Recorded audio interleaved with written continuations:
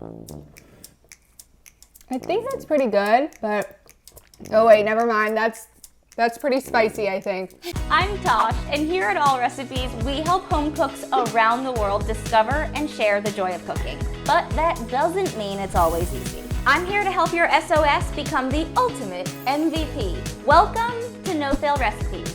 Let's get cooking. I love takeout as much as the next person, but sometimes it can be even more fun to make it for yourself. Rachel, like myself, loves Thai food, but apparently is having a little bit of trouble monitoring the heat in her dish. If this happens to you, do not worry. I have tons of tips and tricks so that you can stay cool even in the spiciest of circumstances. Let's take a look at what Rachel has to say.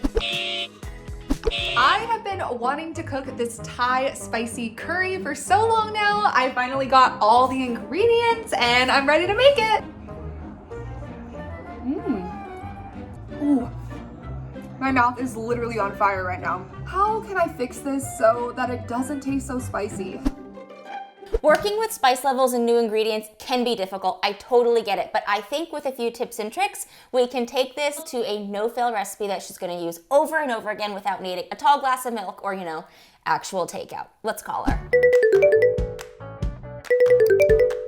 Tell me what the heck is going on? I love spicy food. I'm Latina, so I can handle some spice. But honestly, I've been making this Thai spicy curry a few times, and honestly, I just can't seem to get it right. First of all, there's absolutely no shame in having a hard time working with new ingredients, and I think that there are a few things that we can talk about that will really help you sort of balance out the dish, not only for this, but these are like general, like how we balance spiciness across the board. So if this comes up again, hopefully it'll be really helpful to you.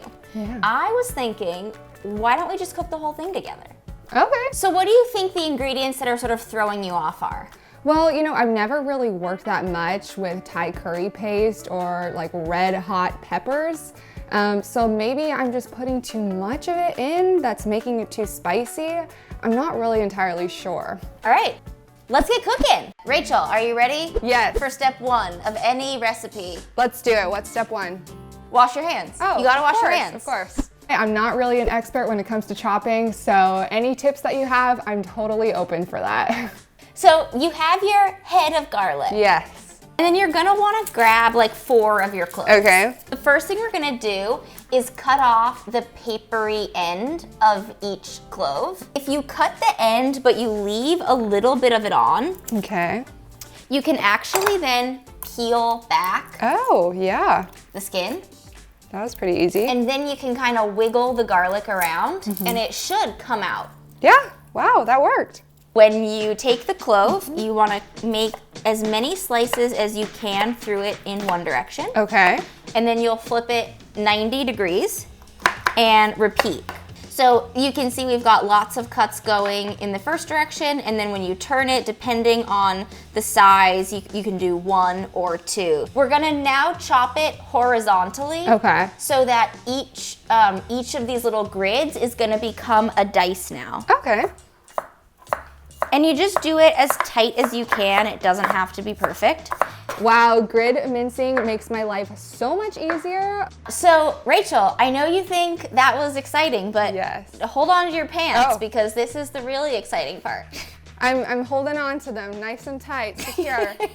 If you want to make a minced garlic, the best way to do it is to add a secret ingredient, which is not in our recipe otherwise, salt. So as soon as you put a little bit of salt over the garlic, immediately liquid is going to come out of it, which is going to make it softer, which will make it easier to cut. Does it matter how much? Just like a little dash? Yeah, just a little splash of. Okay. So you can take your non-dominant hand Uh-huh. and place it on the front of your knife. Okay. And then you're just gonna rock all the way up and all the way down the garlic. Oh, rock and roll, I love it. I just realized I could be using a way better knife.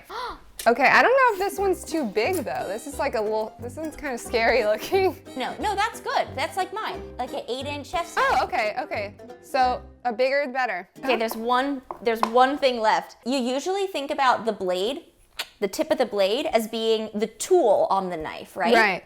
That's a beautiful knife. Oh, thanks. But actually, the side of the knife is also a tool. So if I drag the side of my knife along the garlic, now you have a paste. Wow. That's crazy. I'm just gonna take off like an inch of ginger. Okay. And then you can take your spoon and just scrape across the ginger. And all of the skin will come off. It's a little bit of a challenge, but it's working. My thumb is like at the bottom of the ginger. And then I'm taking the spoon and dragging down. Yep, I was doing it backwards. Okay. Yep, that's much better. No wonder why I was having such a challenge. Got my little naked ginger here. Naked gingy. When you get close to your fingers and you start feeling nervous, just stop. Okay. So we only need like a tablespoon of it. So I've got my garlic here and my ginger. In your recipe, the garlic and the ginger was sautéed, so we're gonna do the same thing. Alrighty. So whatever vessel you used last time, just go ahead and grab the same one. Okay, cool. You want it to be at least the size of a hat. Okay. How is this hat looking? So you can toss it over a medium heat. Okay. And then give the bottom of the pan a thin layer of the canola oil, vegetable oil. You can toss in your garlic and the ginger. And we just want to kind of smoosh it around, technical term. Ooh. It's kind of sparking a little. Maybe I should turn the heat down a little. I don't know. That means it's alive. It's curry paste o'clock. This is the #1 thing that's going to affect the spice levels. So then you want to take like a few heaping spoonfuls. Okay. I used about half of my small jar. The curry paste will start to almost separate and you'll get a really beautiful, rich red color. Yeah, the last time I made this, my eyes were watering and I felt like it might be too spicy, and now I'm realizing that I think I put a little bit too much curry paste in there. So next ingredient is coconut milk, and this is actually really important in determining the heat of your dish. If you get a full fat coconut, it's gonna really round out the heat and make it less overwhelming. But if you get a light coconut, like a reduced fat coconut milk, those ones are more watery. They're not gonna prevent the overwhelming spice. Oh yeah, and make sure you get that really good cream off of the top. I love that color, the color change. It's so pretty. There's really like 4 main ways that we can address heat in a dish, right? The first is by adding fat, which is what the coconut milk is gonna do. Another is adding sugar. A third is adding something that's acidic, and a fourth is dilution. Okay, cool. Didn't know all that. I'm learning so much. So what are the 4 ways to tame heat? Wait, now you're quizzing me? Okay, so there's fat, sugar, citrus, and I'm forgetting the 4th one now. Dilution! Dilution. We have to add our protein next. For me, I feel like a 1-inch cube is ideal. Yeah, that sounds about right for me too. I can't stand when my chicken turns out dry and flavorless. Do you have any tips for cooking it just right? The first thing that really helps is choosing your ingredient. I'm like always team thigh. So starting off with a thigh is gonna help you, 1, because it has more flavor, 2, it has more fat, and that makes it way more forgiving. But if you're working with a chicken breast, the second you overcook it, it tastes like, you know, a piece of rubber. Then you can just toss that chicken right in there. All right. And we can lower the heat too, just to make sure it doesn't cook too quickly. And then you wanna give it a good stir. As the chicken is cooking, it'll be infused with all the flavors that you already built in the pot.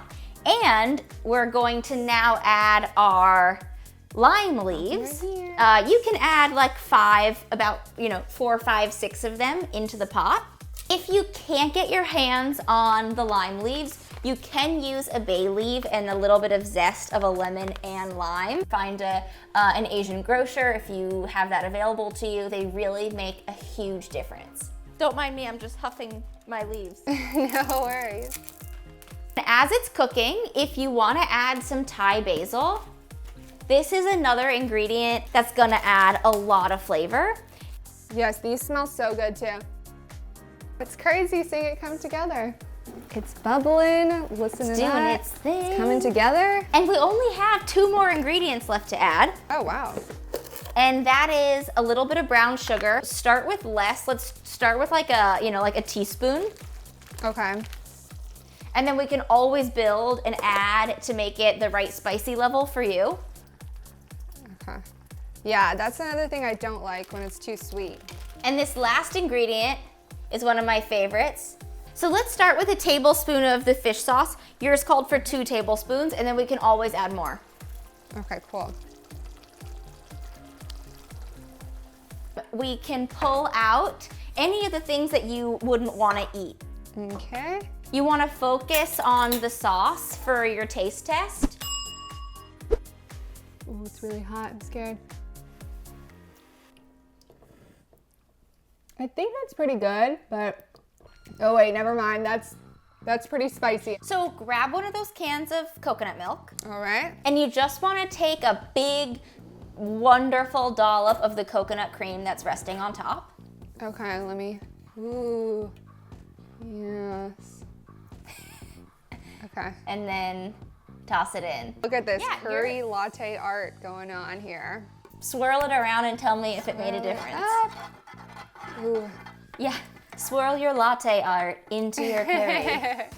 Moment of truth here.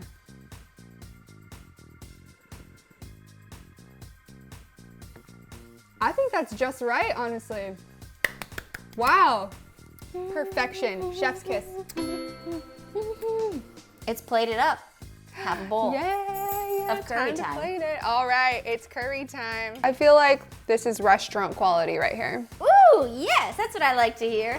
This Thai basil is so beautiful if you have more of it, and I always prefer to finish my dishes with items that are already inside of it just to keep the flavors really clean.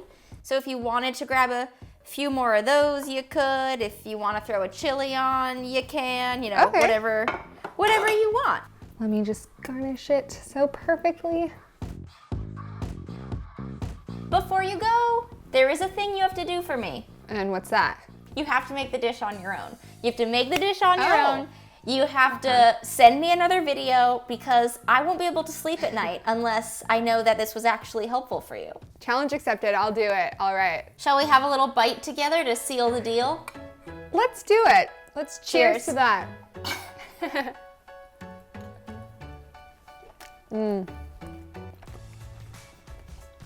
Delicious. All right, the video just arrived. I'm very excited. Rachel made the curry. Let's see how she did. I cannot wait to taste this.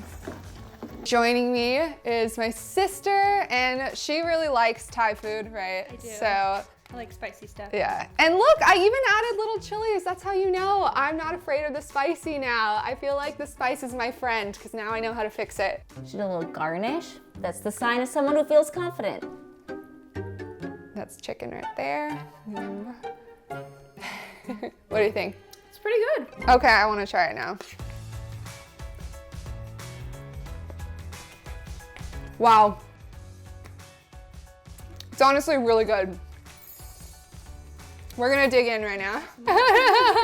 Rachel nailed it. Pat self on back. I hope that you are feeling hungry and courageous enough to tackle your favorite recipes at home. Please share your recipe failures and successes with us in the comments below, or you can share them on social media using the hashtag #NoFailRecipes. And do not forget, it's very important to like and subscribe so you can get more delicious Allrecipes content.